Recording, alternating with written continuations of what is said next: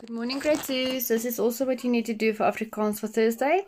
Vou jou bladsy in die helfte en teken die prentjies en verbind die dier na die plek waar hy woon.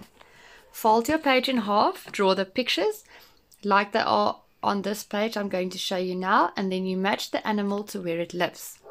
Okay, so aan die een kant van die bladsy teken jy die prentjies aan die linkerkant. Aan die ander kant van die bladsy teken jy die prentjies aan die regterkant. So I'm going to go through the pictures on the left side first, that you draw on the left side of your page that you folded in half. And then I'll go through the pictures on the right that you draw on the right side of your page that you fold in half. Okay. So die eerste ry prentjies is visbak, hondehok, rivier, byekorf, nes, mandjie, dam. Okay.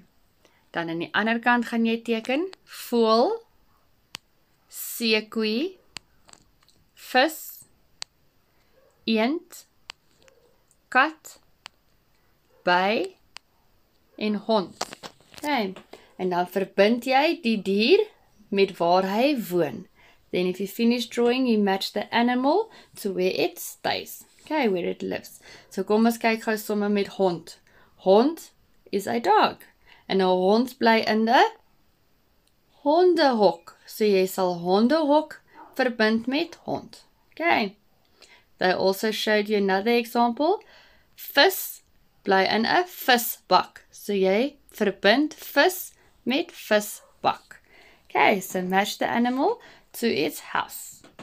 Okay, good luck with your spelling test tomorrow, yet again. Okay, love you, bye.